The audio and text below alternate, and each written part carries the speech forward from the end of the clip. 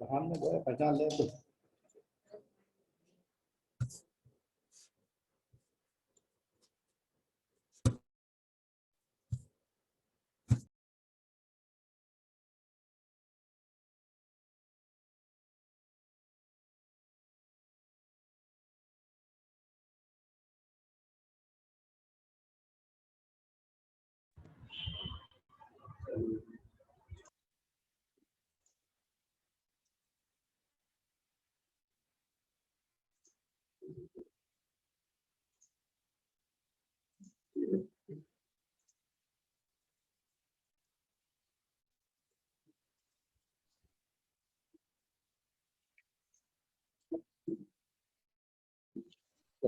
Madam sir नमस्कार। नमस्कार नमस्कार। हाँ सभी लोगों को नमस्कार। नमस्कार संजना जी। और हमारे दूसरे रिसोर्स पर्सन आ गए नहीं आदित्य जी? अभी नहीं दिख रहे हैं। अच्छा अच्छा अच्छा। आदित्य सर अभी दिखे नहीं। चलिए आते होंगे, अभी तो टाइम है 1 बजने में। एक दुखद खबर भी है। क्या बताइए? डीएस प्रिंटर वाले थे ना वो अनिल दीक्षित। हाँ हाँ हाँ उसका हो गया। अनिल उनके भाई का भी, दोनों का। दोनों का? हाँ अरे अनिल दीक्षित और अखिलेश दीक्षित दोनों चले गए। ओहो, अनिल दीक्षित का हमें पता लगा था आज। हाँ दोनों कोरोना की चपेट में थे क्या मैडम? हाँ भैया कोरोना से ही। कोरोना से ही गए हैं। आज हमारे भी पड़ोस में एक कपिल रस्तोगी रहते हैं, उनके यहाँ भी एक डेथ कोरोना से हो गई। अच्छा हाँ हम तो उधर से पहले रुक गए निकलने से, हमने कहा ना निकले, साइड से तमाम लोग लगाए थे भीड़, लेकिन हमने चलो अब निकलो, क्या कब तक बचा जाएगा ऐसे। अभी तो बहुत स्थिति मतलब बड़ी डिप्रेशन वाली लग रही है, समझ ही नहीं आ रहा कि होगा क्या। जी आज तो न्यूज़पेपर में ये है कि कोरोना के 6 रूप हैं इंडिया में इस समय। तो पहले जो कोरोना था वो गले में होता था, लोग कहते थे नाक और आंख से गले में चला जाएगा, तो गले में चिपक जाता था। लेकिन वो ऐसा कोरोना भी है जो गले में इफेक्ट नहीं कर रहा, वो डायरेक्ट फेफड़े में जा रहा है हवा से। हाँ हाँ और वो डिटेक्ट नहीं हो रहा किसी टेस्ट से। हाँ सीटी स्कैन और सांस से सीधे फेफड़े में चला जाएगा डायरेक्ट। जी जी। और वो ऐसा कोरोना भी उसमें एक है जो सीधे हार्ट अटैक कर रहा है। हाँ हाँ हार्ट अटैक से बहुत लोग। और एक वो आया आज कि आपको गला सूख रहा है तो भी कोरोना हो सकता है आपको। हाँ गला सूख रहा है, गले में मतलब इसीलिए तो बार बार पानी पिए, गला सूखा ना छोड़े। हाँ अब तो मुझे लगता है ना कि घर में बैठने ज्यादा अच्छा है। हाँ बिल्कुल बिल्कुल, घर में ही रहना ही मतलब वही एक समाधान है और कोई समाधान नहीं है, किसी से कांटेक्ट में मत। हम तो इनसे अवनीश से कल कह रहे थे कि यार तुम आते रहो, हमारी भाई को छुट्टी नहीं है, हम लोग कुछ काम करेंगे, लेकिन हमें लगता है मोहम्मदी से रोज यहाँ तक आएंगे, ले भी खतरा और हमें भी खतरा। जी जी जी थोड़े दिनों रहने दीजिए अब। हाँ थोड़े दिनों जहाँ हम लोगों ने मतलब थोड़ा डिले तो हुआ ही है, चलिए ठीक है फिर देखा जाएगा। नहीं कागज अगर साफ कर दे, फालतू के हटा दे, फाइलें ठीक कर लें, और लिफ्ट आपने बनाई थी थोड़ा उस पर ध्यान दे लें, सोच रहे थे खाली बैठे टाइम में कर लें, लेकिन अब वो क्योंकि ये लोकल रहते हैं तब भी कम खतरा था, अभी वहां से आते हैं जी बस जी के द्वारा आते हैं तो और ज्यादा प्रॉब्लम बढ़ जाएगी। हाँ इनको ज्यादा खतरा है। हाँ हालांकि वो AQAR की डेट तो मई कर दी थी उन्होंने, हो सकता है फिर आगे और बढ़ा दें ये लोग। अभी तो ये भी हो रहा है ना कि वो एयर में भी है, अब लोग इतने ज्यादा, हाँ इतने पेशेंट हो गए हैं कि वो एयर में जहाँ भी वो लोग हैं तो थोड़ा बहुत रह ही सकता है। वो लोग हैं सांस रहे हैं, गाना गा रहे हैं, बोल रहे हैं, तो उन सबसे जो मुंह से हवा निकल रही है उससे वो एयर में आ रहा है। जी जी जी। और वो लोगों की सांस के थ्रू अंदर जा रहा है। हाँ मास्क जरूर लगाइए, बिना बाहर जब भी निकले बिना है। मास्क के मत निकलिए। जी मास्क और गर्म पानी। हालांकि गर्म पानी तभी इफेक्टेड करे जब वो गले में होगा। हाँ वो सीधे फेफड़े में चला गया तो गर्म पानी भी क्या करेगा। अब पहले ही 6-7 दिन लेता था, 8 दिन कम से कम, लेकिन अभी ये टाइम बस 2 दिन के अंदर ही पूरा एकदम इफेक्टिव हो जा रहा है। हाँ 2 दिन के अंदर। अभी कल तो जो है SC गुप्ता लड़के की भी डेथ हो गई। हाँ, वो भी कोरोना से हुई है क्या? उनसे तो यही है, परिवार वाले कुछ कह नहीं रहे हैं। वो अच्छा भी अच्छा। लड़का 47 साल का था वो, हाँ हाँ हाँ, वैसे ही होंगे। एकदम उसकी डेथ हो गई अचानक। हम्म।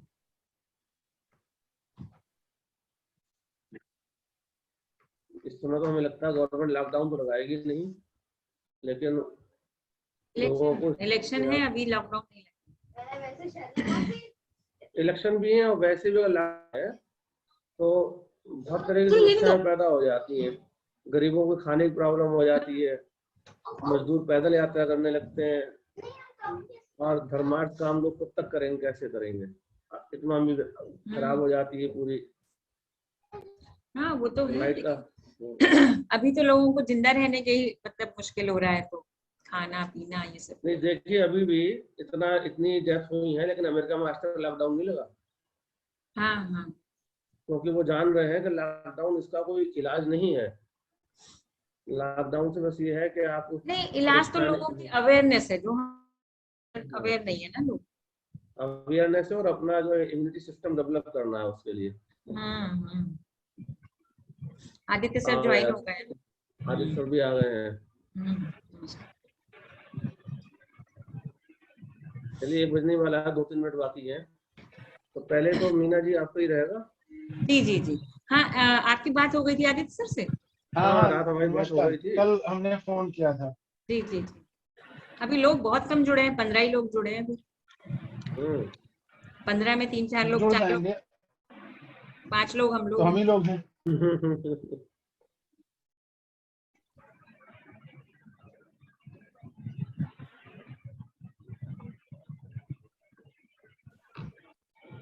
गुड मॉर्निंग सभी को। गुड शालिन जी आ आइए, गए, देखिए गुड नमस्कार। मॉर्निंग। आफ्टरनून कहना चाहिए, लेकिन चलिए मॉर्निंग मान लेते हैं। अभी मॉर्निंग ही है। जब पहली बार मिले तब मॉर्निंग ही होती हाँ बिल्कुल बिल्कुल बिल्कुल। है। सर आज संख्या तो बहुत कम लग रही है, 15 लोग आए हैं सर। तो संख्या मतलब बड़ी गुणवत्ता से मतलब होता है। अच्छा अच्छा। और क्या। ठीक है। लोग सोच रहे होंगे कल बहुत लोग पता होगा उनको, तभी लोग नहीं आना चाह रहे ज्ञान प्राप्त हो गया, अब क्या जरूरत है। चारक जी भी आ गए हैं। चारक जी गुड मॉर्निंग। हैं। चारक जी तो पहले ही आ गए। अच्छा, हमने अभी लोग देखा। सब लोग पहले आ गए थे। अब चारक जी ने वीडियो अभी ऑन करा है, लेकिन आप पहले गए। अवनीश, क्या मैं तुम्हें अवनीश होस्ट को बना दूं? आपको लेकिन क्या सर वाली आईडी से? ये जो सर वाली अनुराग सर वाली जो है, इसी को होस्ट कर दूं? ओके, तो मुझे को होस्ट बना देना भाई। इसमें मीना जी को, आदित्य जी को, सबको जो होस्ट सबको बना होस्ट है, दीजिए, सबको होस्ट है, सबको होस्ट है सर। और शालिन जी को। सबको होस्ट है। मैं बस इनको अवनीश को होस्ट बना, मतलब आपको होस्ट बनाने जा रहा हूँ सर। हाँ हाँ। जो स्क्रीन शेयर करनी है वो ये चौहान ही कर देंगे, क्योंकि हमारे पास उसकी सॉफ्ट कॉपी नहीं है, ओके। तो ये कर देंगे। हाँ। देखो अवनीश, मैंने को होस्ट बना दिया है सर को। आपने मुझे सर को होस्ट बना दिया है, आपको होस्ट बना दिया है। ठीक है, 16 लोग हुए। लोग हैं अभी। इसको रीशेयर कर दिया जाए लिंक को सर, आदित्य सर। रीशेयर कर दें, क्या दिक्कत है? कर दीजिए, वैसे कौन तो उसमें लिखा सा? था 2 दिन काम करेगा, फिर भी कर दीजिए। हाँ, इस लिंक को जो, हाँ, क्योंकि लोग ये सोच रहे हो कि आज के लिए लिंक नहीं आया, हो सकता है। ठीक है, लिखा था 2 दिन काम करेगा। हाँ, उसमें लिखा हुआ है। अभी सर करता हूँ। अच्छा सर, कॉल कर रिसीव दीजिए कर रहा दोबारा हूँ। से। कुछ राय बैठी हूँ मीटिंग में। कौन सर कॉलेज से कर रहे हैं? तो सर कहाँ बैठे हैं? देखते हैं आदत।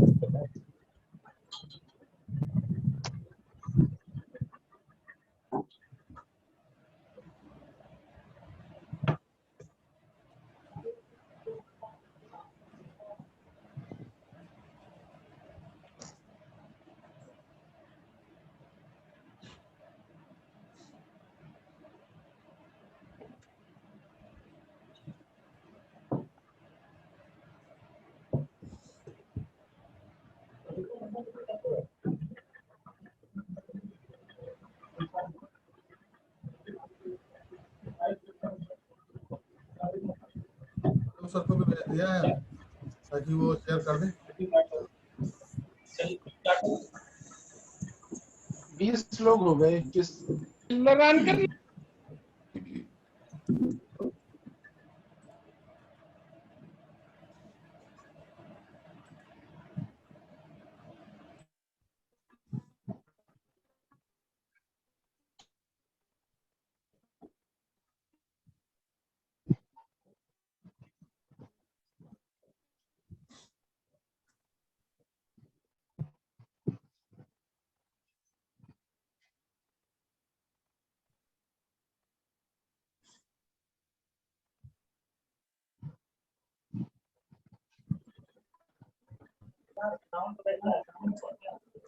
हेलो।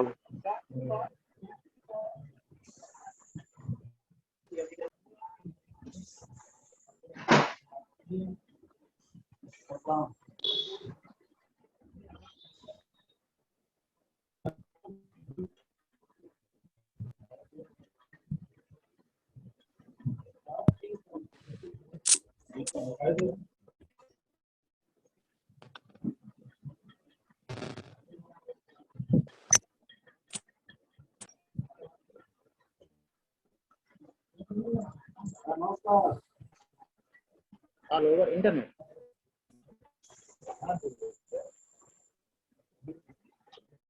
लोग हैं।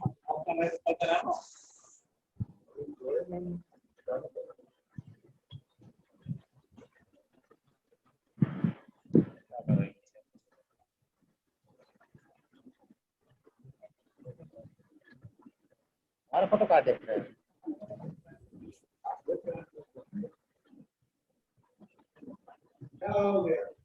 लीड रखे हैं अदर लीड है ईयरफोन।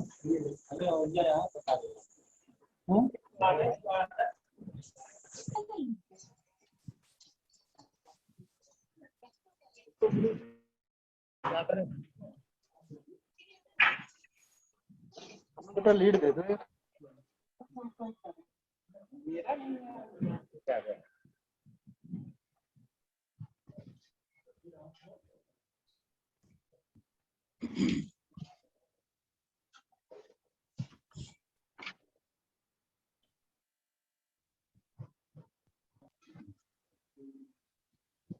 शुरुआत करेंगे मीना जी?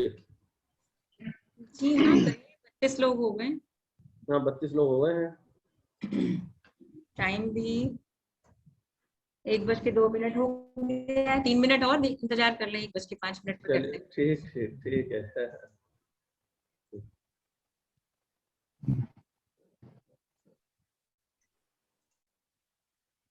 क्या भी आ गए। म्यूट कर दिया।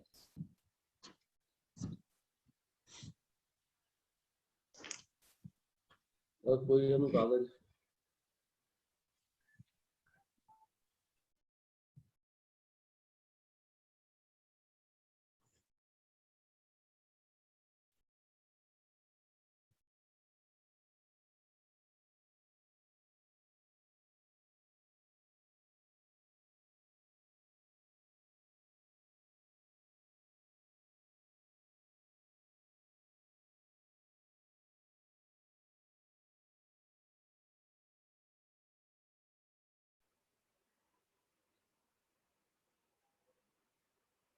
अग्रवाल सर।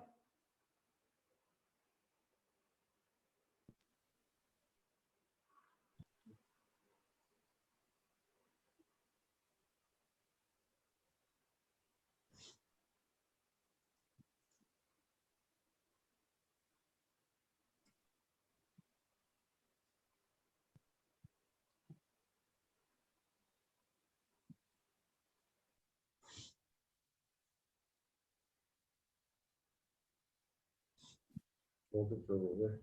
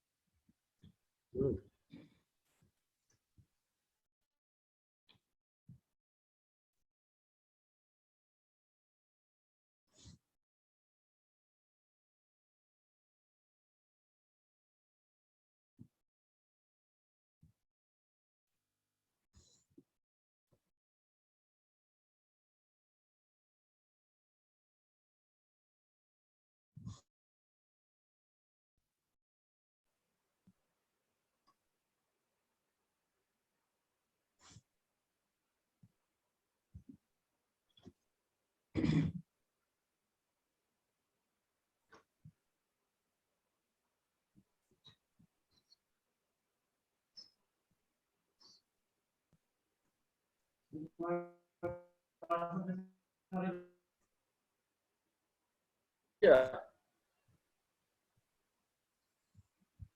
मीना जी मेरी आवाज सुन रही है आप? जी जी जी, आ रही है, आ रही है। हेलो। हाँ मैडम, आवाज आपकी आ रही है। हाँ, हमारी तो आ रही है भैया, लेकिन अभी अनुराग सर की नहीं आ रही है आवाज। वहाँ पे कुछ ठीक है, आवाज कट रही है। मीना जी आवाज अनुराग जी की आवाज नहीं आ रही। हाँ, आपकी आवाज कट कट के आ आवाज रही नहीं है। आ रही है? अभी जी आने जी, लगी। अब आ गई। सिग्नल की प्रॉब्लम है क्या? प्रॉब्लम हाँ, सिग्नल प्रॉब्लम है आ थोड़ी गई? दिख रही है। हाँ जी, हाँ जी, जी जी आ गई, आवाज आ रही है? जी जी जी। आ गई आ गई। हाँ, कुछ कुछ ये कुछ कुछ सिग्नल प्रॉब्लम है शायद। जी जी जी। चलिए, लोग जुड़े हुए हैं, इसमें शुरू कर देते हैं। जी। तो अग्रवाल सर, कॉलेज के समस्त शिक्षकों के लिए एक कार्यशाला का आयोजन किया था, जिसका मुख्य विषय था एपीआई। और इस कार्यशाला के दूसरे दिन आज आप सभी का स्वागत है। आज के दिन हम लोग इस कार्यशाला में दो भाग में चर्चा करेंगे, दो विषयों के ऊपर। पहला विषय होगा टीचिंग लर्निंग और involvement of teachers in students related activities. इसमें हमारी मुख्य वक्ता होंगी डॉक्टर मीना शर्मा। और बहुत से नौजवान साथियों ने हमारे कॉलेज में विभिन्न डिपार्टमेंट के अंदर ज्वाइन किया है। इस बात को ध्यान में रखते हुए आज की इस वर्कशॉप में एक विषय और जोड़ा गया है, और वो है कैरियर एडवांसमेंट। जो नए साथी हैं उन्हें अपने प्रोन्नति के लिए कैरियर एडवांसमेंट स्कीम को ध्यान में रखते हुए अपना एपीआई तैयार करना होगा। तो उन्हें क्या करना चाहिए, किस तरह से अपनी तैयारी रखनी चाहिए, इस विषय पर भी आज हम लोग चर्चा करेंगे। और इसके लिए हमारे मुख्य वक्ता हैं वो है प्रोफेसर आदित्य कुमार सिंह जी। आज ये दो हमारे साथ विद्वान हैं, गंभीरता पूर्वक और बहुत विस्तार से सरलता पूर्वक अपनी बात को आप लोगों के बीच में रखेंगे। मैं सबसे पहले डॉक्टर मीना शर्मा जी को आमंत्रित करता हूँ। उनका विषय रहेगा टीचिंग लर्निंग। वो टीचिंग लर्निंग में विषय विशेषज्ञ हैं, खुद इतने बड़े डिपार्टमेंट की हेड है, जो टीचर्स को ही पढ़ाना सिखाता है कि आप कैसे टीचर बने, कैसे अच्छे टीचर बने। और स्वयं मीना जी इतनी लोकप्रिय टीचर है कि मुझे कभी कभी अपना स्टूडेंट लाइफ का ध्यान आता है कि जब हम लोग पढ़ते थे और doctor Anil Sharma, doctor S P. Gupta, doctor Rajkumar class में जाते थे तो बच्चे पहले से बैठे मिलते थे, और जो लेट थे वो खिड़की पे खड़े हो जाते थे आकर के। मीना जी की वो स्थिति मैंने देखी है कि इतनी लोकप्रिय शिक्षक हैं, और टीचर भी बहुत लोकप्रिय हम सबके बीच में। ये उनका विषय है टीचिंग लर्निंग। और इसके अलावा involvement of teachers in students related activities. तो हम लोग उनको कहना चाहेंगे, मेरा अनुरोध है मीना जी से कि अपनी बात हम लोगों के साथ साझा करें। सभी को सादर नमस्कार।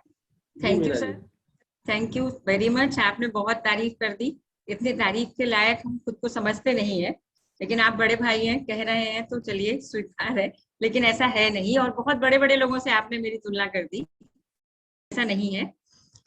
ये जो 2 दिवसीय वर्कशॉप IQAC के द्वारा आयोजित की गई है, इसका उद्देश्य ये है कि हम लोग सब लोग मिलकर, सब एक साथ मिलकर अपना अपना डेवलपमेंट करें और साथ में अपनी संस्था का भी डेवलपमेंट करें।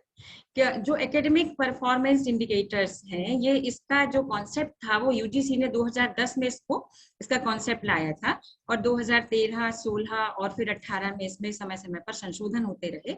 अभी जो हम लोग आज कल हम लोगों ने जो बात की थी और आज भी जो हम बात कर रहे हैं, वो जो लेटेस्ट 2018 का संशोधन आया है UGC का, उसके अकॉर्डिंग हम लोग बात कर रहे हैं। हम में से बहुत से ऐसे जो इसके बारे में बहुत कुछ जानते होंगे, लेकिन फिर भी हम लोगों ने ये सोचा कि कुछ नए लोगों ने भी हमारे साथ ज्वाइन किया है, या कुछ ऐसे लोग हैं हमारे साथ जो इतने परिचित नहीं है, तो उसके लिए हम लोग इनको थोड़ा सा इसके बारे में कुछ इस तरह का आयोजन करें, जिससे सब लोग इससे फैमिलियर हो सके और सब इसका लाभ उठा सके। तो इसको हम लोग सरल ढंग से आप लोगों तक पहुंचाने का प्रयास कर रहे हैं। इसके लिए जो एपीआई है, उससे न केवल आपकी परफॉर्मेंस सुधरती है, बल्कि आपके स्टूडेंट की परफॉर्मेंस, क्योंकि आपकी परफॉर्मेंस आपके स्टूडेंट के परफॉर्मेंस से जुड़ी हुई है। आप जो भी एक्टिविटीज करते हैं उसका केंद्र बिंदु आपका विद्यार्थी होता है, और उस विद्यार्थी की टीचर की परफॉर्मेंस अच्छी है तो निश्चित रूप से विद्यार्थी की परफॉर्मेंस अच्छी होगी, और जब विद्यार्थी और टीचर की परफॉर्मेंस अच्छी होगी तो बिल्कुल निश्चित है कि उस संस्था की भी परफॉर्मेंस अच्छी होगी।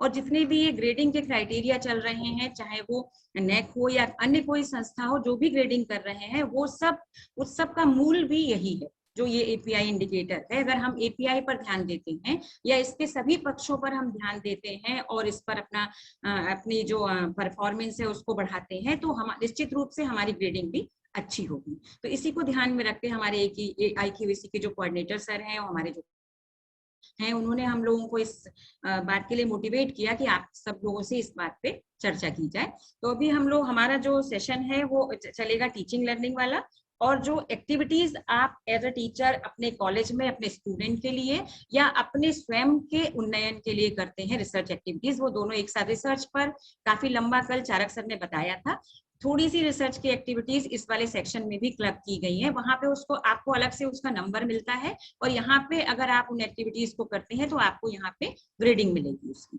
तो ये 2 एक्टिविटीज को क्लब किया गया है। मेरा अनुरोध है अवनीश चौहान जी से कि वो स्क्रीन शेयर, गजेट का page number 104। Thank you Chauhan. देखिए हम लोग बात करते हैं, ये जो पहला है टीचिंग। अब टीचिंग में क्या क्या चीजें आएंगी, सबसे पहले तो आप ये जान लें कि कम से कम 180 डेज का टीचिंग डेज होना चाहिए। जो स्टैंडर्ड यूजीसी का है वो कम से कम 180 दिन टीचिंग होनी चाहिए, और हमारा जैसे बीएड है, एमएड है, इसमें हम लोग 210 दिन का हम लोगों को क्लासेस या टीचिंग दिखानी पड़ती है। तो आप 30 वीक्स या 180 डेज की टीचिंग आपको दिखानी है।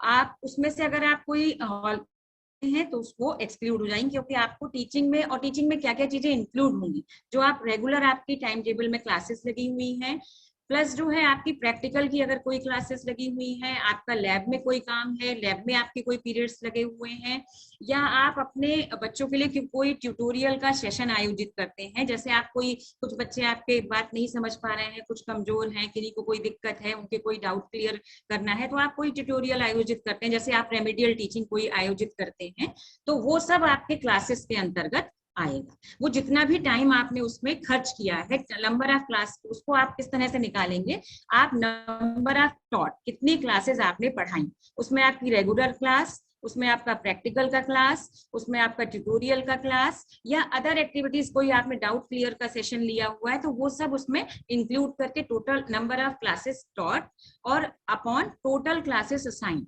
जितनी टोटल क्लासेस आपको असाइन हुई थी उसमें से जितनी क्लासेस आपने पढ़ाई, टोटल क्लासेस से पढ़ाई हुई क्लासेस को आप भाग दे देंगे और उसको 100 से मल्टीप्लाई कर देंगे, तो आपकी पूरी सेशन में आपने कितनी क्लासेस पढ़ाई वो आपका परसेंटेज उसमें निकल कर आ जाएगा। अब आप इधर देख रहे होंगे ग्रेडिंग क्राइटेरिया लिखा हुआ है कि 8 और उससे अधिक आपका अगर ये ग्रेड आता है, आप परसेंटेज आती है, तो आप अच्छी कैटेगरी में, गुड कैटेगरी आपकी उसमें आएगी, क्राइटेरिया ग्रेडिंग आपकी गुड आएगी।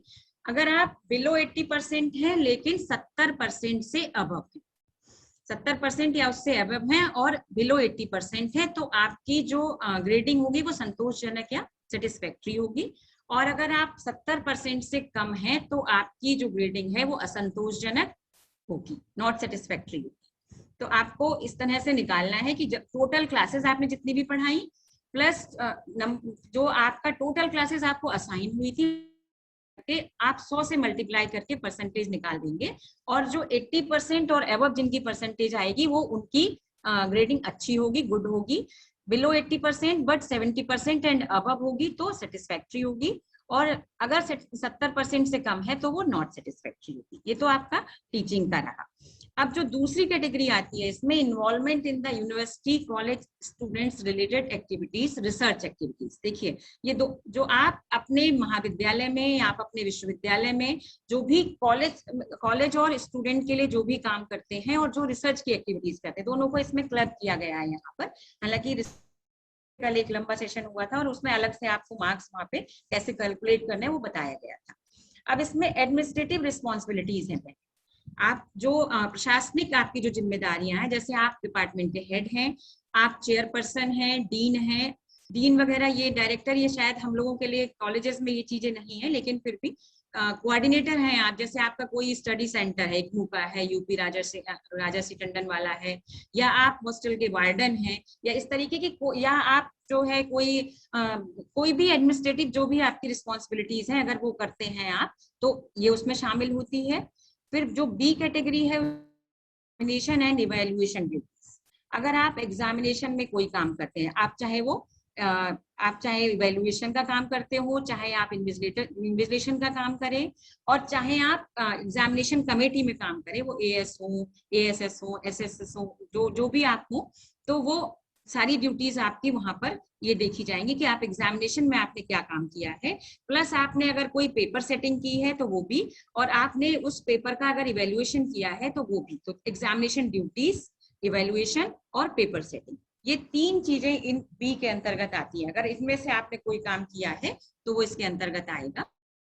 फिर जो सी कैटेगरी है वो है स्टूडेंट रिलेटेड को curricular, extension and field based activities such as student clubs, career counseling, study visit, student seminars and other events. अब आप जो एक्सटेंशन एक्टिविटीज कर रहे हैं या जो को करिकुलर एक्टिविटीज कर रहे हैं अदर देन टीचिंग, आप बच्चों के लिए जो भी, जैसे आप कोई फील्ड बेस्ड एक्टिविटीज करा रहे हैं, कोई जैसे हम लोग एमएड में बच्चों को कराते हैं, या कॉमर्स में भी कुछ होते हैं, प्रोजेक्ट वर्क होता है, या वो बच्चे कोई फील्ड में कोई विजिट करते हैं या कोई सर्वे करते हैं, फिर उसके बाद उसकी एनालिसिस करते हैं, आप कोई स्टूडेंट क्लब्स की एक्टिविटीज कराते हैं, आपने काउंसलिंग की एक्टिविटीज की हैं, उसमें आपने अपना टाइम स्पेंड किया है, आप बच्चों को कुछ स्टडी विजिट्स पे, टूर्स पे ले जाते हैं, या आप उनके लिए कोई सेमिनार्स आयोजित करते हैं, कोई इस तरीके के सिंपोजियम आयोजित करते हैं, या कोई अदर इवेंट्स आयोजित करते हैं, कल्चरल एक्टिविटीज होती हैं, स्पोर्ट्स की एक्टिविटीज होती हैं, या एनसीसी और एनएसएस की एक्टिविटीज होती हैं, या एनसीसी और एनएसएस के द्वारा आप कम्युनिटी सर्विस करते हैं, आप समुदाय के लिए, समाज के लिए कोई काम करते हैं, कोई एक्सटेंशन, जैसे आपने ब्लड डोनेशन का कैंप लगाया, जैसे आप उनको कोई जागरूकता रैली निकालते हैं, वो आप उनको हेल्थ एंड हाइजीन के बारे में बताते हैं, आप उनको पर्यावरण के बारे में बताते हैं। तो इस तरह की जो भी एक्टिविटीज हैं ये एक्सटेंशन और को करिकुलर एक्टिविटीज के अंतर्गत आ जाती हैं, और इसकी भी ग्रेडिंग आपको मिलता है, इस पे भी ग्रेडिंग मिलेगी आपको। फिर जो चौथी है डी, ऑर्गेनाइजिंग सेमिनार्स। अगर आप कोई सेमिनार आयोजित कर रहे हैं, कोई कॉन्फ्रेंस आयोजित की है आपने, कोई वर्कशॉप आयोजित की है, या और भी कोई कॉलेज यूनिवर्सिटी की एक्टिविटीज में आपने भाग लिया है, तो मेन जो है वो सेमिनार, कॉन्फ्रेंस और वर्कशॉप, इन 3 एक्टिविटीज को अगर आपने आयोजित किया है, आप उसके आयोजन से जुड़े रहे हैं, तो उसकी भी ग्रेडिंग आपको मिलेगी। अब जो 5वीं है ई category, evidence of activity involving guide. अगर आप रिसर्च गाइड हैं और पीएचडी स्टूडेंट्स को आपने गाइड किया है, तो वो भी आपकी एक्टिविटीज में जुड़ेगा। फिर कंडक्टिंग माइनर और major research projects sponsored by national और इंटरनेशनल एजेंसीज, ये जो एफ क्राइटेरिया है, इसमें आपने कोई मेजर रिसर्च प्रोजेक्ट किया है, कोई माइनर रिसर्च प्रोजेक्ट किया है, कि वो किसी भी स्पॉन्सर हो नेशनल एजेंसी से या इंटरनेशनल एजेंसी से, तो ये सब जो है रिसर्च के अंतर्गत आता है कि आपने पीएचडी बच्चों को गाइड किया है, पीएचडी के स्टूडेंट्स को, या आपने कोई मेजर माइनर रिसर्च का प्रोजेक्ट किया है, तो वो भी आपके एक्टिविटीज में गिना जाएगा।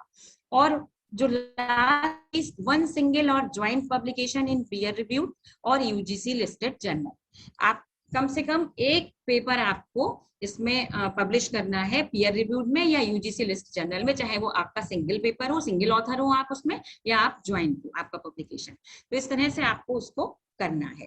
अब इसको जरा सा नीचे करो चौहान, पहले इसको नीचे कर दो।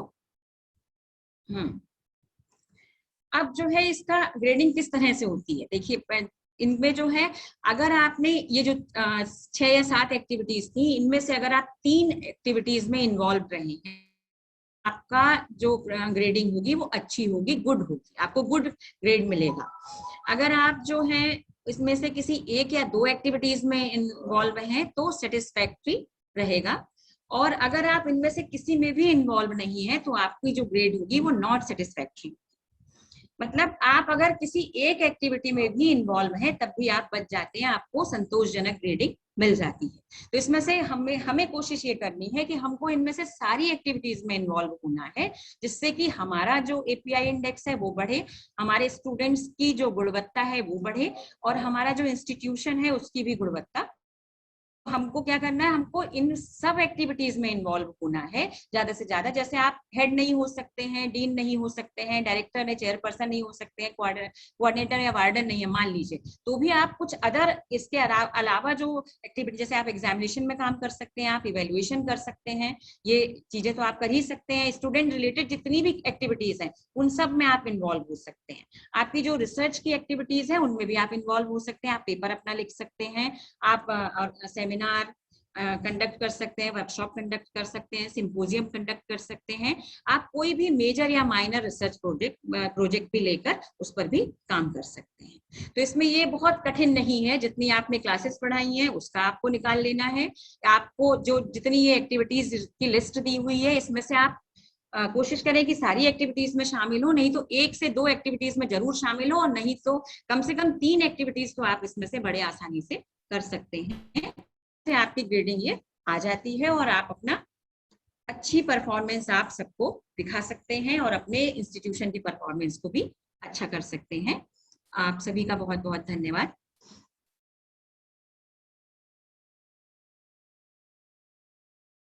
अगर इसमें किसी को कुछ क्लियर ना हुआ हो या कुछ पूछना हो तो वो पूछ सकता है। हेलो जी, मीना जी ने बड़े विस्तार से बहुत अच्छे से बताया कि किस तरह से कौन कौन सी एक्टिविटीज में हमारा इन्वॉल्वमेंट होना चाहिए और उनकी से होगी।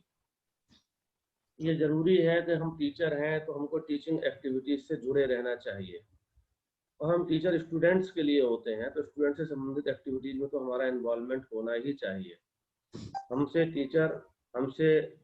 टीचर के रूप में समाज भी अपेक्षा करता है, स्टूडेंट भी अपेक्षा करता है, हमारा संस्थान भी अपेक्षा करता है। तो उन सबकी अपेक्षाओं पर खरा उतरने के लिए इन तमाम प्रकार की एक्टिविटीज से जुड़ना आवश्यक हो जाता है, और ये हमारे मूल्यांकन में भी शामिल है, जैसा कि मीना जी ने बताया। और इनकी ग्रेडिंग किस प्रकार होगी ये भी उन्होंने विस्तार से बताया। यदि इस विषय में कोई भी क्वेश्चन, कोई भी जानकारी, कोई भी उत्सुकता किसी के मस्तिष्क में हो तो वो आमंत्रित है। कोई भी शिक्षक साथी कुछ पूछना चाहता है तो वो हैंड रेज कर सकता है। 41 लोग जुड़े हैं हमारे साथ में। लगता है मेरा ये सब लोग ये सब सरल है और सबको पता भी होगा। हम लोगों ने मतलब फिर भी प्रयास किया है कि हाँ चलिए। नहीं, ऐसा नहीं है सबको पता हो, ये आपके बताने का भी प्रभाव है। हो सकता है कि हमसे ज्यादा लोग जान रहे हो इसमें, ऐसा नहीं है, इसमें काफी विद्वान लोग भी हैं।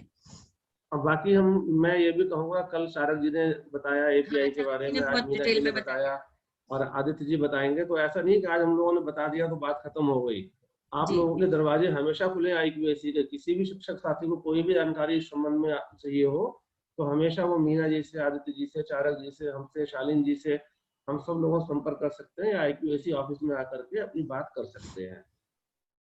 ये एक हेल्पिंग डेस्क के रूप में हमेशा आपके लिए हाजिर है। तो अब हम लोग बढ़ रहे हैं अपने इस वर्कशॉप के आज के दूसरे चरण की ओर।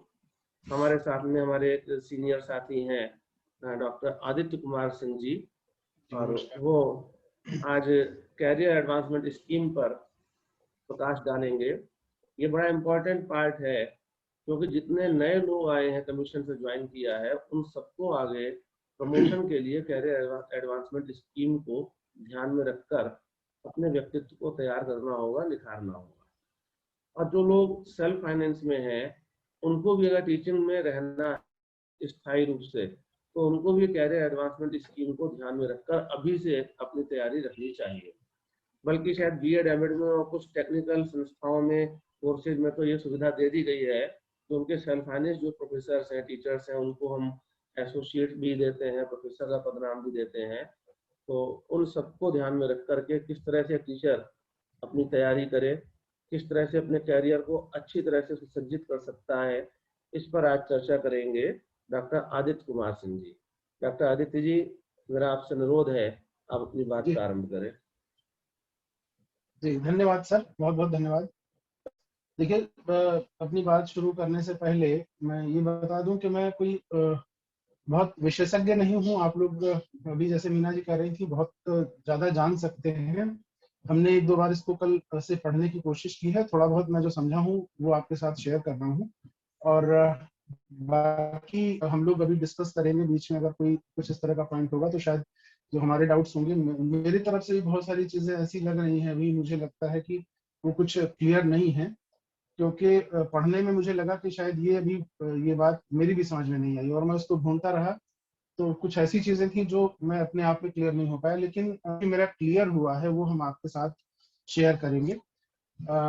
अवनीश चौहान अगर हमारी बात सुन रहे हो तो पेज 76 ये जो हमारा गैजेट है उसका हिंदी में तो चाहे 21 कर दें या इंग्लिश में चाहे तो आप 76 पेज नंबर शेयर कर दीजिए। और थोड़ा सा ऊपर चलेंगे जहाँ पे ए करके लिखा हुआ है, 7 के बाद ए करके लिखा हुआ है, और थोड़ा ऊपर बढ़ा दीजिए।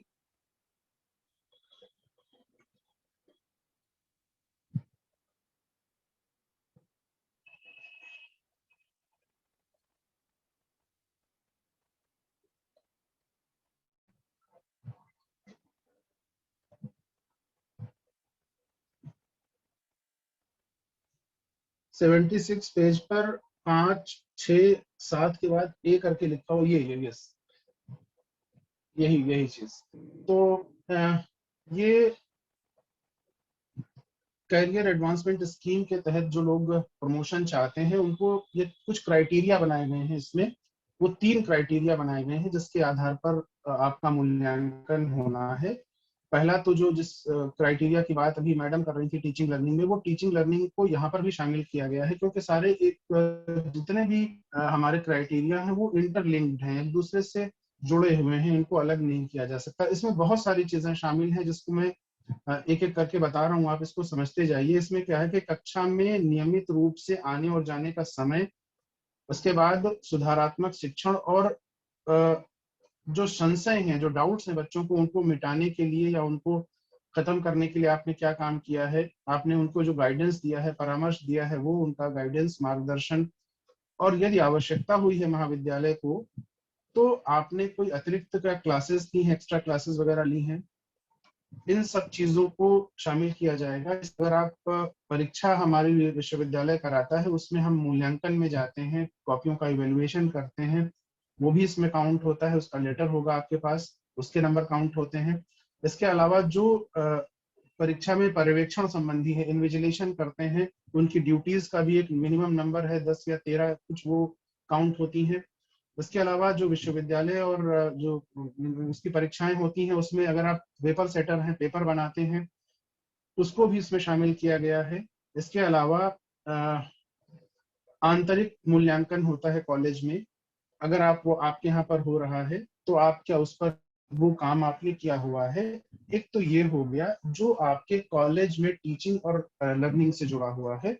इसके अलावा एक और महत्वपूर्ण चीज है, इसका जो दूसरा क्राइटेरिया है उसमें यह है कि आपने व्यक्तिगत रूप से क्या किया है। जैसे अभी ओरिएंटेशन है, रिफ्रेशर्स हैं, ये आपने किए हैं नहीं किए हैं, कितने किए हैं, अभी इसकी चर्चा हम लोग आगे करेंगे। आगे चूंकि अभी बताएंगे कि किस किस उसमें क्या क्या शामिल किया गया है। तो कितने आपके ओरिएंटेशन हैं, कितने रिफ्रेशर हैं, अगर आपने जो बोर्ड ऑफ स्टडीज की मीटिंग होती है उसमें आपने भाग लिया है नहीं लिया है, आपने किसी भी टॉपिक पर ई कंटेंट डेवलप किया है नहीं किया है, वर्कशॉप आयोजित किए हैं, उसमें पेपर प्रेजेंटेशन किया है या नहीं किया है, इन सब चीजों को भी इसमें शामिल किया गया है। और जो रिसर्च जर्नल्स हैं उसमें आपके जो रिसर्च पेपर्स हैं उनके पब्लिकेशन को काउंट किया जाएगा।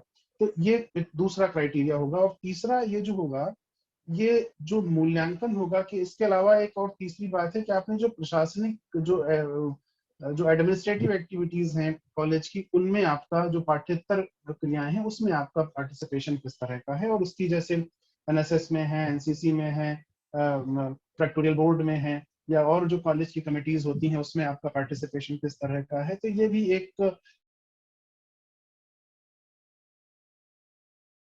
मूल्यांकन होगा, जो असेसमेंट होगा वो 3 स्तर पे होगा। अवनीश थोड़ा सा ऊपर करना इसको।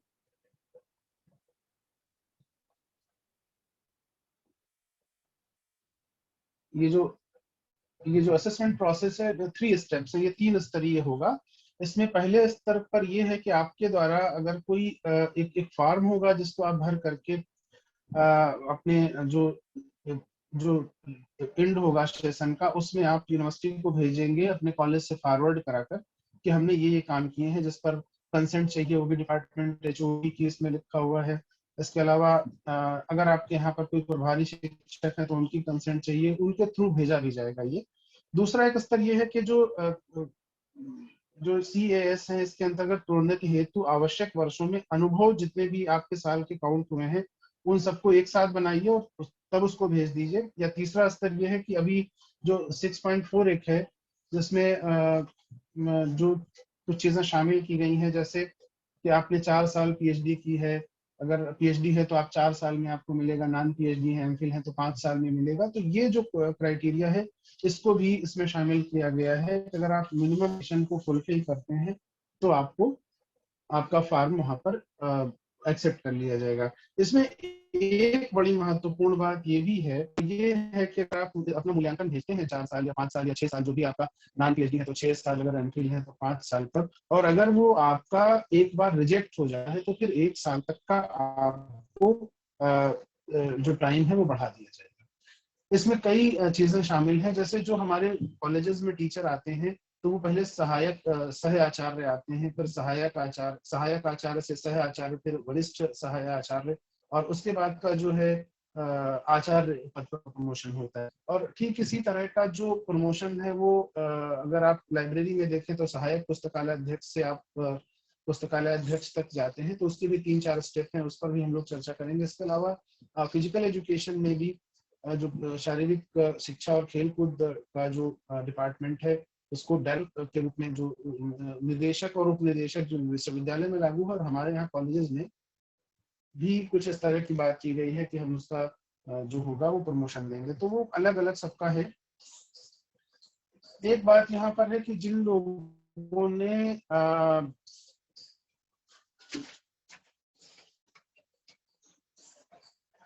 कैरियर एडवांसमेंट स्कीम के तहत प्रोन्नत के लिए अपने जो इच्छुक टीचर हैं वो 3 महीने के भीतर अपना एक आवेदन जो होगा वो पूरी अर्हताओं को पूरा करते हुए विश्वविद्यालय को यहाँ से फॉरवर्ड कराएंगे। और उसके बाद अगर वो यहाँ से जब चला जाता है, उसके लिए मैक्सिमम प्रिंसिपल के पास 6 महीने का टाइम होता है, फिर चयन प्रक्रिया शुरू हो जाती है। तो इस तरह का कुछ एक रहता है प्रोसेस। इसमें और भी बहुत सारी चीजें हैं कि जिसमें शामिल किया गया है कि एक बार की ये जो प्रमोशन होगा ये आपका वैयक्तिक होगा, और जब आप पद से रिटायर होंगे तो पता चला कि प्रोफेसर के पद से रिटायर हो रहे हैं, तो प्रोफेसर का पद आपका पुनः लौट करके लेक्चरर में या जो भी असिस्टेंट प्रोफेसर होगा उसमें वापस आ जाएगा। दूसरी एक बात कही गई है बजट में कि अगर आप प्रमोशन चाह रहे हैं तो उस तारीख में आपको सर्विस आपको कंटिन्यू होनी चाहिए। तो ये कुछ बातें हैं जो बहुत सामान्य सी बातें हैं, इस पर बहुत चर्चा करने की जरूरत नहीं है। अवनीश, ये जो पेज नंबर 78 है उसका टेबल 1 बढ़ा लें।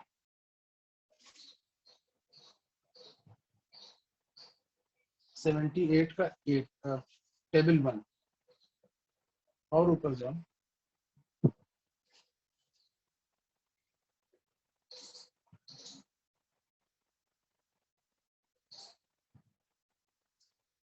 हाँ, यहाँ से शुरू होगा। ये यूनिवर्सिटी के टीचर्स के लिए है। ये जो API का जो रिक्वायरमेंट है ये विश्वविद्यालय के टीचर्स के लिए है। इसमें अगर आप सहायक आचार्य से जो आपका 6000 का AGP है उससे अगर 7000 में जाना चाहते हैं और आप विश्वविद्यालय में पढ़ाते हैं तो आपको वर्ष 40, अभी हमने बताया था ना कि अगर 4 साल का आपका प्रमोशन होता है, 5 साल में होता है, 6 साल में होता है। 3 कैटेगरी है। 4 साल अगर आप PhD हैं, नॉन PhD है, MPhil है तो आपका 5 साल में, और अगर आप बिल्कुल PhD नहीं है, आपने नॉन PhD और MPhil भी नहीं है तो आपको 6 साल में प्रमोशन होगा। तो प्रति वर्ष अगर विश्वविद्यालय में पढ़ाते हैं तो सहायक आचार्य हैं और आप AGP 6 से 7 में जाना चाहते हैं तो आपको प्रति वर्ष 40 अंक जो अभी रिसर्च के पेपर और ये सारी चीजें हैं वो आपको कलेक्ट करने होंगे, आपके पास होने चाहिए। अगर नहीं है तो फिर मुश्किल होगा। अगर आप काम कर रहे हैं और 8,000 में जाना चाहते हैं तो प्रतिवर्ष आपको 100 नंबर चाहिए होंगे। और अगर आप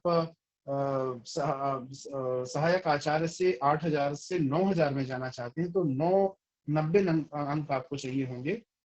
और 10,000 में जाना चाहते हैं, जो प्रोफेसर का पद आजकल आया हुआ है, तो उसके यूनिवर्सिटी में है तो 120 अंक आपको चाहिए होंगे। और कॉलेजेस के लिए थोड़ा सा इससे कम है। अगर आप 6,000 में, बहुत सारे टीचर्स हमारे इस बार उन्होंने ज्वाइन किया है जिनका प्रमोशन अभी 1 या 2 साल हुए हैं, प्रमोद जी हुए, या ये जो नए लोग आए हुए हैं जिनमें मृदुल हो गए, संदीप जी हो गए, कुमुद मैडम हो गए, ये सारे लोगों ने, तो इन लोगों के आप ज्वाइन कर रहे हैं तो आपको प्रतिवर्ष 20 नंबर चाहिए होंगे आप 6 से 7 में जाने के लिए। हाँ, ये यही वाला है। इसमें आपको 6 से 7 में जाने के लिए 20 नंबर चाहिए होंगे। और अगर आप 7 से 8 वाला, मेरे ख्याल से इस समय अपने कॉलेज में कोई नहीं है, तो उसमें 50 नंबर चाहिए होंगे प्रतिवर्ष, ये है। और जो तीसरा स्टेज है जिसमें 8 से 9,000 में 45 अंक चाहिए होंगे, और 9,000 से 10,000 में जाने के लिए प्रतिवर्ष आपको 60 मूल्यांकन जो नंबर है वो चाहिए होंगे। और ये स्क्रीनिंग कमेटी होगी, ये इसकी जांच करेगी। पुस्तकालय में अगर आप काम करते हैं तो आपको पुस्तकालय का जो पहला चरण है 6 से 7,000 में जाने के लिए आपको 40 नंबर चाहिए यूनिवर्सिटी में, और 7,000 से 8 में जाने के लिए 100 नंबर चाहिए, और 8 से 9,000 में जाने के लिए आपको 90 नंबर चाहिए होंगे, और 9 से 10,000 में जाने के लिए नंबर चाहिए प्रति वर्ष के हिसाब से।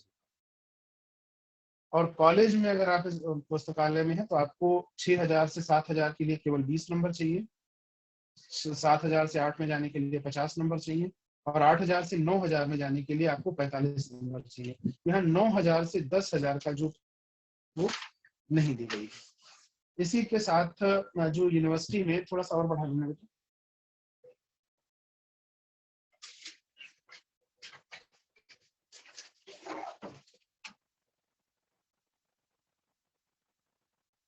ये टेबल F आएगी, F तक यूनिवर्सिटी के लिए है, F में आ जाओ।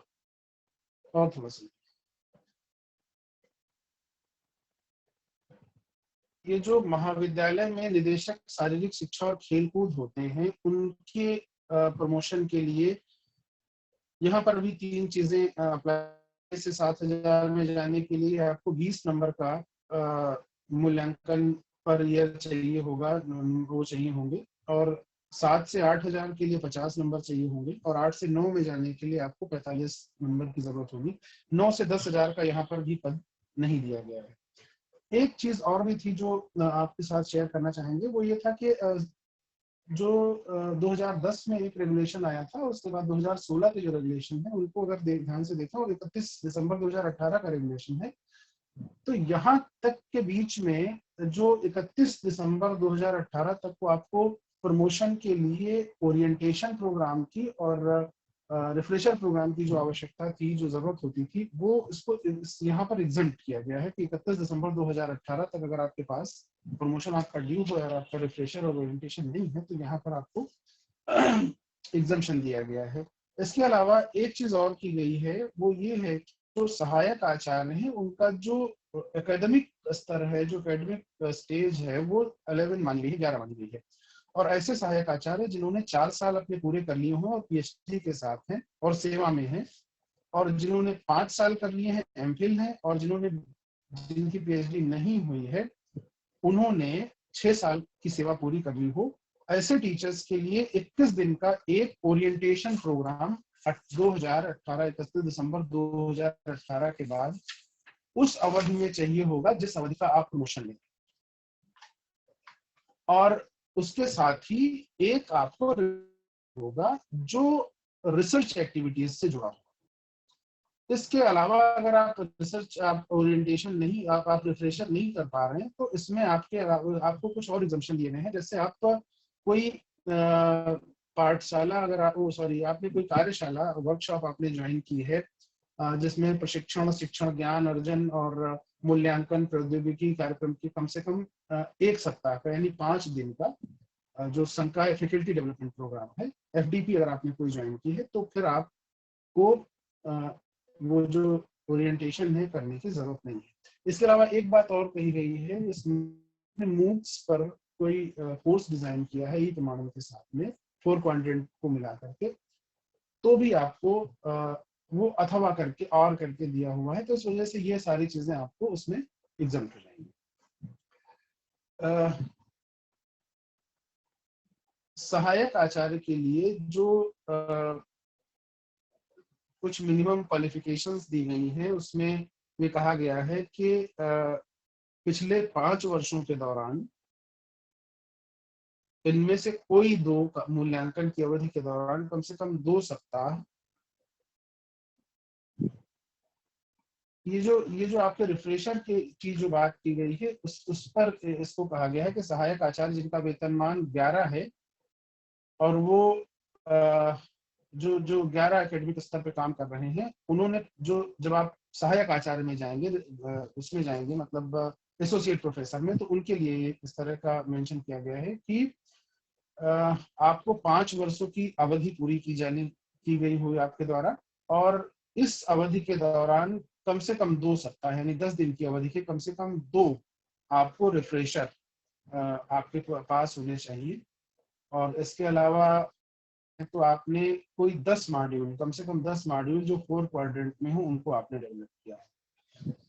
ये एक चीज है। इसके अलावा जो इन 5 वर्षों का जो कार्य का निष्पादन होगा, जैसे भी मैडम बता रही थी कि संतोषजनक होना चाहिए, गुड होना चाहिए, तो अगर आप जो आपकी जो कमेटियां हैं, जिन कमेटियों में आपने काम किया है, ये सारी चीजें उसमें काउंट होती हैं। तो अगर आपने 3 कमेटियों में काम किया है तो गुड है, आपने जो क्लासेस आपको अलॉट थे और आपका 80% से ऊपर का क्लास है तो वो गुड माना जाएगा, अच्छा संतोषजनक है, 70 से 80 के बीच में संतोषजनक माना जाएगा। और अगर आपने किसी भी पार्टी उस कमेटी में पार्टिसिपेट नहीं किया है तो वो फिर वो नॉट सेटिस्फैक्ट्री होगा। तो ये सहायक आचार्य के लिए था। और उसी तरह से आचार्य में अगर जाना चाहते हैं, जो प्रोफेसर बनना चाहते हैं, उसके लिए कॉलेजेस में इस तरह की चर्चा की गई है कि आपने 3 वर्षों के दौरान, क्योंकि ये 3 वर्ष की सेवा की गई हो उसमें, और ससंगत विषय में आपकी पीएचडी होनी चाहिए, और मूल्यांकन अवधि के दौरान कम से कम 10 दिन की अवधि के एकल पाठ्यक्रम का कार्यक्रम, यानी जो रिफ्रेशर हैं वो किए होने चाहिए, अथवा आपने कोई वर्कशॉप की हुई हो, या आपने कोई शिक्षण ज्ञान अर्जन मूल्यांकन का कोई कार्यक्रम किया हो। इसके अलावा कम से कम उस विषय में जिसमें आप प्रमोशन चाह रहे हैं, जिस विषय में आप पढ़ाते हैं, कम से कम 10 मॉड्यूल 4 क्वाड्रेंट में आपने डेवलप किए हैं।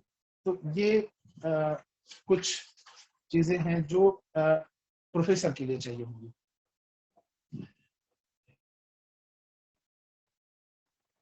सॉरी, वरिष्ठ प्रोफेसर के लिए चाहिए होंगी, जो एसोसिएट प्रोफेसर है। और जो 13 में जा रहे हैं, अकेडमिक स्तर 14 में जाना चाह रहे हैं, उनके लिए 3 वर्ष का जो सेवा है वो होनी चाहिए। अवनीश, ये जो नंबर है ये पढ़ाना होगा।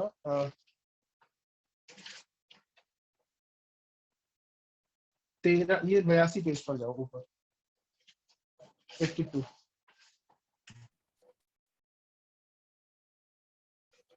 13 से 14 में जाने, हाँ ये ऊपर।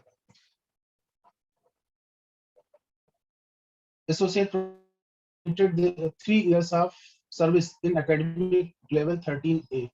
तो जो हम लोगों का जो लेवल है वो 13A है इस समय।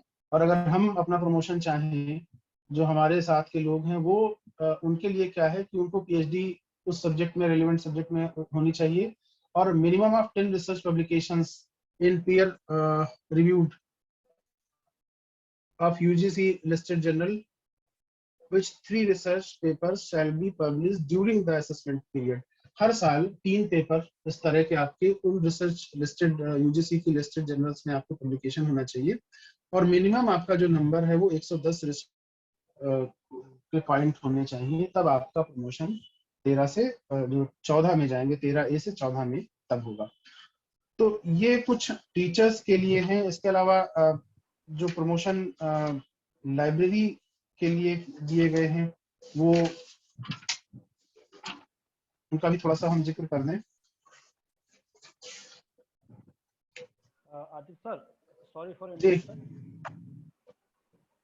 जी जी, आप बताएं। हाँ, मैं ये कह रहा था कि जो आप स्कोर बता रहे हैं वो असेसमेंट पीरियड के लिए है सर, वो ईयरली नहीं है। जैसे अभी आपने हाँ, वो पूरे असेसमेंट पीरियड के लिए होता है, जैसे कि आपका अच्छा। हाँ हाँ, वो पर असेसमेंट है, 4 साल का टेन्योर है, 5 साल का टेन्योर के अंदर आपको स्कोर क्लेम करना है, नॉट एवरी ईयर। अच्छा, ये एवरी ईयर नहीं है? जी जी, अच्छा, वो ऐसे असेसमेंट करके पीरियड के है लिए ना, तो होता मुझे अच्छा पर ईयर नहीं है ये? है जी, पर ईयर नहीं, वो असेसमेंट पीरियड के लिए होगा पूरा। अच्छा, पूरा असेसमेंट पीरियड के लिए होगा। तो आप थोड़ा सा इसको करेक्शन कर लें मित्रों, क्योंकि ये मैं समझ रहा था कि ये पर ईयर आपको चाहिए होंगे नंबर्स। तो ये पूरे आपका जो असेसमेंट पूरे ईयर का होगा, 3 साल का या 5 साल का या 6 साल का, जो भी असेसमेंट होगा उस ड्यूरेशन के लिए। धन्यवाद चारक जी, क्योंकि मुझे थोड़ा सा कंफ्यूजन हो रहा था इस बात को लेकर के कि आपका को काउंट करने में फिर मुश्किल होगी। आप इस तरह से मतलब फिर आपको हर समय लगे रहना होगा इन सब चीज के लिए। तो ये एक अच्छी चीज है कि आपको आपका जो फार्म आपका जाएगा, जिसमें आपने बना के भेजा होगा कि ये हमारा ये फार्म है, तो उसमें आपको टोटल नंबर चाहिए होंगे, पर ईयर के हिसाब से वो नहीं है। लाइब्रेरी के लिए जो प्रमोशन होना है उसमें भी कुछ इसी तरह का किया गया है, जिसमें एक पाठ्यक्रम आपका रिफ्रेशर का पहले सबसे अगर आप 6,000 में काम कर रहे हैं और 7,000 में जाना चाहते हैं, तो आपको एक ओरिएंटेशन प्रोग्राम करना होगा 21 दिन का। और इसके साथ ही आपको 5 दिन के डिजिटलाइजेशन जो लाइब्रेरी का रख रखाव है उससे जुड़ी हुई क्रियाकलाप की कार्यशाला में भाग लेना होगा। और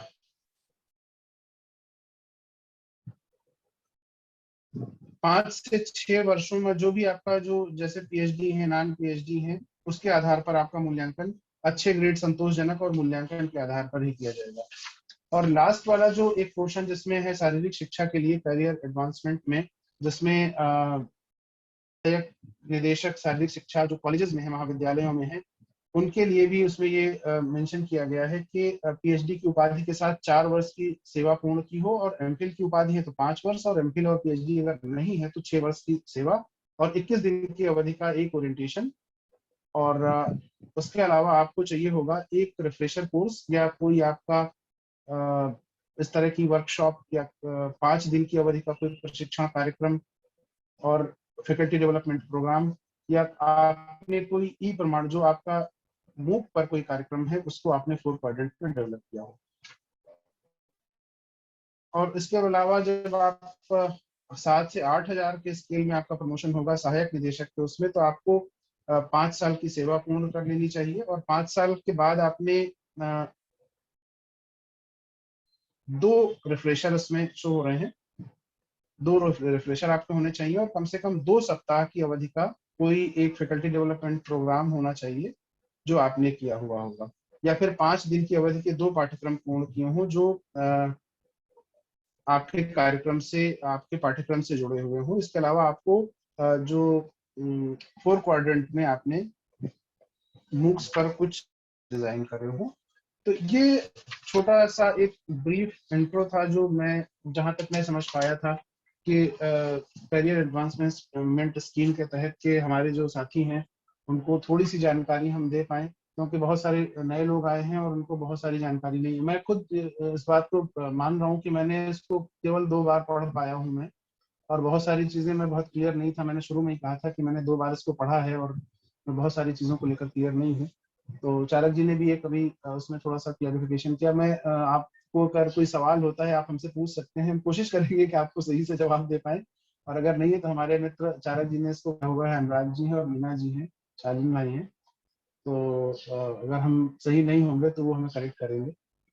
अनुराग सर, धन्यवाद।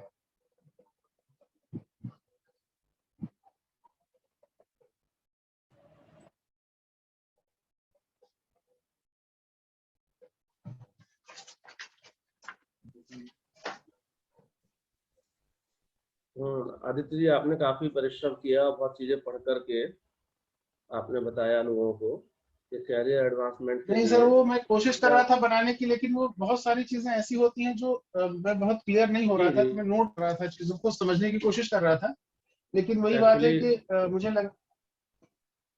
नहीं, आप ठीक कह रहे हैं। एक्चुअली होता ही है कि हम लोग भी इस स्टेज से गुजर चुके हैं। जब हमारा जी आपका जी हुआ तो वो चीजें, नियम कुछ और थे, जी जी अब वो नियम कुछ और हो गए हैं, आने वाले टाइम में कुछ और हो जाएंगे। तो जो लोग जी जी इस बिल्कुल स्टेज पर हैं या लगातार इससे जुड़े हैं, वो व्यवहारिक ज्ञान रखते हैं। फिर भी आपने सारे चीजों को पढ़ कर एक समरी बनाई है आपने, और समरी बना के काफी चीजें आपने स्पष्ट की हैं। तो मैं तो अपने नए जी जी साथियों से कहूंगा कि यदि उन्हें कैरियर एडवांसमेंट की अपनी तैयारी में कहीं भी कोई प्रॉब्लम आए, आदित्य जी से अवश्य संपर्क करें। और वैसे मैंने पहले भी कहा था कि IQAC सेल जो है वो हमेशा सभी के सहयोग के लिए प्रस्तुत है, और हम सब लोग भी लर्निंग स्टेज पर हैं। टीचर लोग, लर्नर हमेशा जिंदगी भर रहता है, जब वो कुछ सीखता है तभी कुछ दे पाता है।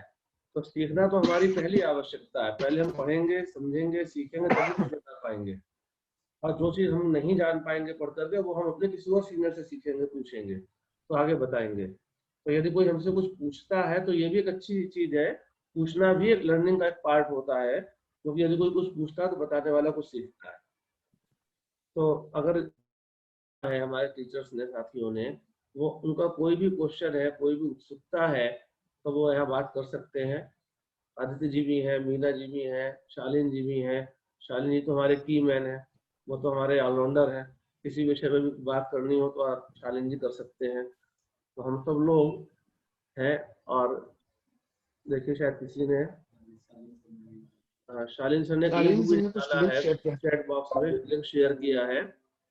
तो जो लोग भी इसको देख रहे हैं, लिंक को कॉपी कर सकते हैं और इसको पढ़ सकते हैं। और ये सारी चीजें जो कल से अब तक बताई गई हैं, कल अजीत सिंह चारक जी से PI पे चर्चा की थी, और आज मीना जी ने, आदित्य जी ने, सबने बहुत अच्छे से बताया सब चीजों को। तो जो भी चीजें कल से अब तक बताई गई हैं, ये सब वेबसाइट पर UGC की उपलब्ध है। इनको नेट से भी आप लोग ले सकते हैं, UGC की वेबसाइट से ले सकते हैं। और जो भी जानकारी की आवश्यकता हो उसके लिए महाविद्यालय का IQAC आपकी सेवा में हमेशा तत्पर है। तो एक बार मैं फिर कहूंगा, कल से लेकर आज तक इस वर्कशॉप में जो कुछ भी परस्पर संवाद किया गया, उसमें कोई भी प्रश्न किसी भी शिक्षक साथी के मन में अगर आ रहा हो तो वो निसंकोच यहाँ पे हम लोगों से वार्ता कर सकते हैं। शायद सभी चीजें इतने स्पष्ट और समझाई गई हैं तो लोग उनसे पूर्णतः सहमत हैं, उनको समझ चुके हैं। और हम लोगों ने आश्वासन भी दिया है कि आगे भी कोई जरूरत होगी तो हम लोग सब उनके साथ हैं। तो इसलिए मुझको लगता है कि शायद किसी ने हैंड रेज नहीं किया है और कोई क्वेश्चन नहीं है हमारे पास में। तो मैं इस कार्यक्रम को, आज ये 2 दिवसीय जो वर्कशॉप अपने समापन की ओर है, इसको पूर्णता देने के लिए मैं अपने साथी डॉक्टर शालीन जी से अनुरोध करूंगा वो धन्यवाद ज्ञापित करें, और उसके बाद हम लोग इस वर्कशॉप को समाप्त घोषित करें। Thank you sir. मैं आप लोगों की बातें सुन रहा था, आदित्य सर की और मीना मैम की, और मैं उम्मीद कर रहा था कि हमारे साथी हम कुछ नई चीज़ें, हर बार जब हम लोग इस विषय पर चर्चा करते हैं, कैरियर एडवांसमेंट के विषय पर, तो हर बार कुछ ऐसा लगता है कि कुछ ना कुछ रह गया है। तो जितनी चर्चाएं अभी हुई हैं, जितने एवेन्यूज सर और मैडम ने खोले हैं, उन एवेन्यूज के साथ साथ उतने ही एवेन्यूज आपके जिज्ञासाओं के, हमारे साथियों की और हम सभी की जिज्ञासाओं के और खोलेंगे। तो अभी मैंने 2 लिंक्स यहाँ शेयर किए हैं। ये 2 लिंक्स अभी कुछ दिनों पहले मैंने ये वीडियोस देखे थे कैरियर एडवांसमेंट से रिलेटेड, और हमारा अनुराग सर और मैडम और सर लोगों के साथ, आदित्य सर, मीना मैडम और आलोक सर, सभी लोगों के साथ ये एक प्रयास रहा था अभी पिछले दिनों, जो अभी नहीं हो पाया। कैरियर एडवांसमेंट के ऊपर हम एक वर्कशॉप जो है, कोई बाहर से हम किसी एक्सटर्नल स्पीकर को लेके करना चाहते थे, जो संभव नहीं हो पाई। लेकिन अच्छी बात ये हुई कि हमारे साथियों ने, अजीत चारक सर ने और मैडम ने और आदित्य सर ने हम लोगों को खुद ही ये स्टडी किया और फिर हम लोगों को गाइड किया। वैसे तो अनऑफिशियली, और वैसे तो आप लोगों का गाइडेंस हम लोगों को मिलता ही रहता है, सभी लोगों का, शिक्षक साथियों का जो हमसे सीनियर्स हैं। लेकिन चूंकि जैसा कि अभी अनुराग सर ने कहा था कि ये अभी 2016 तक का रेगुलेशन चल रहा था, अभी 2018 का आ गया, तो ये चीजें कॉन्स्टेंटली फ्लक्स में रहती हैं, बदलती रहती हैं, तो इसलिए हमें रेगुलरली अपने आप को अपडेट करना रहता है। तो ये जरूरी है कि हम कैरियर एडवांसमेंट को लेकर रेगुलरली उसके विषय पर सोचते रहें और उस पर क्या क्या तब्दीलियां आती जा रही हैं समय के साथ साथ, हम उसके अनुरूप अपनी तैयारी करें। और जैसा कि अभी अजीत चारक सर ने बताया था कि ये ईयरली नहीं है, ये एक इवैल्यूएशन पीरियड है, उस पीरियड को बहुत ध्यान देना है, क्योंकि जो हमारा इवैल्यूएशन का पीरियड है उसमें मान लीजिए अगर हम सिर्फ पब्लिकेशन ही करते रहेंगे और हम एडमिनिस्ट्रेटिव और नॉन एक्स्ट्रा करिकुलर एक्टिविटीज पे ध्यान नहीं देंगे तो क्या होगा कि हम एक जगह तो नंबर पा लेंगे। जैसे प्रिंसिपल सर से उस रोज हमारी बात हो रही थी, जब ये वर्कशॉप हो रही थी, सर ने कहा था कि उन्होंने इसी चीज पे फोकस किया था कि अगर आप एक चीज पर मान लीजिए आपका पब्लिकेशन ही आपने अच्छा कर लिया, या पर्टिकुलरली एक डिपार्टमेंट ने कोई चीज अच्छी कर ली और वो बाकी डिपार्टमेंट्स उसके साथ कपल नहीं कर पाए, तो वो फिर अल्टीमेटली होगा ये कि हम एक डिपार्टमेंट को तो बहुत एनरिच कर लेंगे और एक डिपार्टमेंट है जो पीछे रह जाएगा। तो हमारा जो अनुराग सर का या IQAC का आदित्य सर या मीना मैडम या हमारे IQAC के बाकी साथियों का, सभी लोगों का उद्देश्य वो ये है कि हमारे जितने भी डिपार्टमेंट्स हैं और जितने भी शिक्षक हैं वो इसके साथ एकदम साथ होके साथ साथ चलें और साथ साथ इस नए रेगुलेशन के हिसाब से अपने आप को तैयार करें अपने हर इवैल्यूएशन पीरियड, क्योंकि हमें ये मालूम होना चाहिए कि हम हमारा किस मैट्रिक्स में हम पढ़ते हैं, हमारा पे बैंड क्या है और हमारा हम AGP किस AGP में है, तो हमें किस हिसाब से तैयारी करनी है। तो सर ने जैसे अभी आपको आदित्य सर ने बताया था कि जैसे आप 6000 से 7000 में जाते हैं तो आपको वो असेसमेंट वैल्यूएशन पीरियड जो है उसके हिसाब से तैयारी करनी है, और 7000 से 8000 में जाएंगे और 8 से 9 में जाएंगे।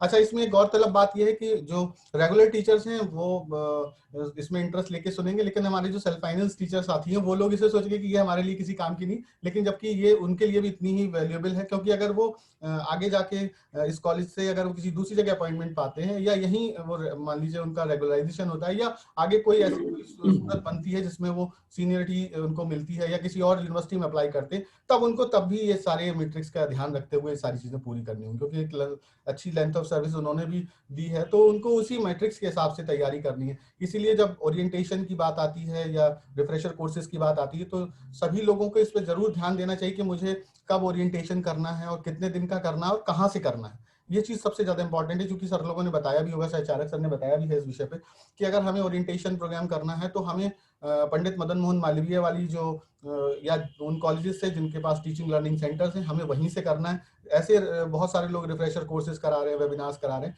हम वो कर सकते हैं, नॉलेज एनहांसमेंट के लिए तो हम कर सकते हैं, लेकिन करियर एनहांसमेंट के लिए वो हमारे लिए उतनी वैल्यूबल नहीं होंगी।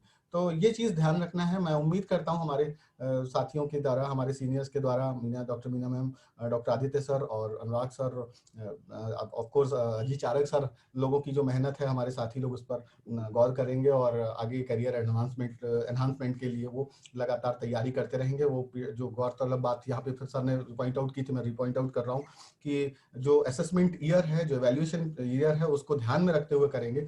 ऐसी उम्मीद के साथ मैं आप सभी का धन्यवाद ज्ञापित करता हूं। आप लोगों ने इतना समय दिया और इस कार्यक्रम को सफल बनाया। Thanks a lot. ये बहुत बहुत धन्यवाद शालीन जी, आपने धन्यवाद भी दिया और कल से आज तक जो वर्कशॉप चली उसको समाप्त भी कर दिया। एक चेयरपर्सन की भूमिका भी आपने पूरी तरह से निभाई और मैंने तो पहले ही कहा था कि आप की मैन हैं हमारे। एक तो की पर्सन होता है और एक की मैन भी होता है, तो आपने बहुत अच्छे सब चीज़ों को बताने का प्रयास किया। और मैंने शुरू में भी कहा था कि जो हमारे सेल्फ फाइनेंस के टीचर्स हैं, अगर वो टीचिंग प्रोफेशन में रहना चाहते हैं तो उन्हें इन सब बातों को ध्यान रखना होगा और अपने व्यक्तित्व में निखार ये कोशिश करनी होगी कि सारे अंक वो अर्जित करते रहें और चीज़ों को पूरा करते रहें। और मुझको जो लगता है कि निकट भविष्य में जो गवर्नमेंट की पॉलिसी आ रही है तो टीचर्स धीरे धीरे सारे आउटसोर्सिंग से हो जाएंगे। गवर्नमेंट कॉलेजेज में भी अपॉइंटमेंट धीरे धीरे करके मुझको लगता है बंद होने की स्थिति में आ जाएंगे, और जो टीचर्स जिस तरह सेल्फ फाइनेंस के हैं उसी तरह से गवर्नमेंट कॉलेज में भी अपॉइंट हुआ करेंगे। तो ऐसी स्थिति आने पर इन सब लोगों का अपॉइंटमेंट जब होगा तो इनका प्रमोशन भी हुआ करेगा, इनके स्केल भी चेंज हुआ करेंगे और उस समय ये सारे नियम इनको भी फॉलो करना पड़ेंगे। तो टीचर है एक ही कैटेगरी हो, चाहे वो स्वामित्व पोषित हो, हम सब एक ही कैटेगरी में, सबके लिए एक ही जैसे नियम लागू होते हैं। यही नियम परमानेंट स्टाफ पर और यही नियम आने वाले समय में बहुत जल्दी स्वामित्व पोषित स्टाफ पर भी लागू होंगे। और अपनी यूनिवर्सिटी भी बहुत जल्दी ऐसा कोशिश कर रही है, चीज़ों को उदार कर रही है और बीच में डिफरेंस है टीचर्स के हिसाब, ये सेल्फ फाइनेंस के ये परमानेंट को खत्म किया जा रहा है। जैसे मैंने कल बताया था, सेल्फ फाइनेंस स्टाफ को भी PhD कराने की अनुमति हमारी यूनिवर्सिटी देने जा रही है। ऐसी नैक ने भी अपने यहाँ ये खत्म कर दिया है कौन परमानेंट टीचर है कौन टेम्परेरी टीचर है। वो सिर्फ एक शब्द बोलते हैं रेगुलर स्टाफ, चाहे वो परमानेंट चाहे वो सेल्फ फाइनेंस का हो, जो लगातार पढ़ा रहा है, लगातार अप्रूव है, उसकी सेवाएं चल रही हैं, तो वो रेगुलर स्टाफ में काउंट होता है।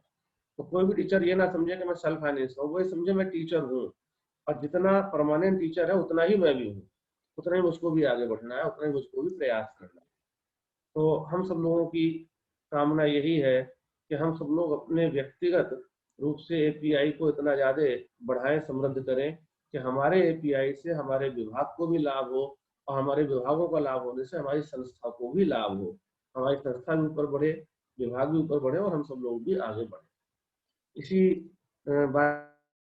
आशा के साथ आज का जो कार्यक्रम है, आज की जो वर्कशॉप है, उसको मैं समाप्त घोषित करता हूं, और सभी लोगों का धन्यवाद देता हूं। कल चारक जी ने बहुत अच्छे से विस्तार से एपीआई पे उनके 6 सेक्टर के 6 सेक्टर को स्पष्ट किया।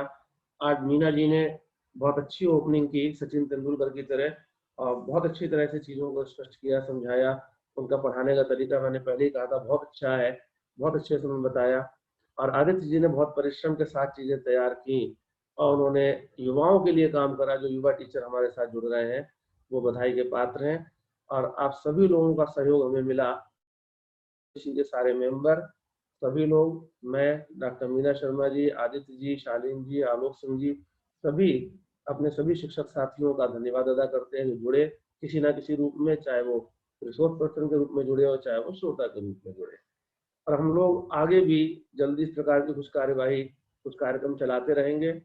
और अंत में एक आप लोगों से अनुरोध करते हुए आज के कार्यक्रम को समाप्त करते हैं कि कोरोना की स्थिति बहुत खराब होती जा रही है, और उसके विभिन्न प्रकार के स्वरूप भी आ रहे हैं, उसके लक्षण भी बदल रहे हैं।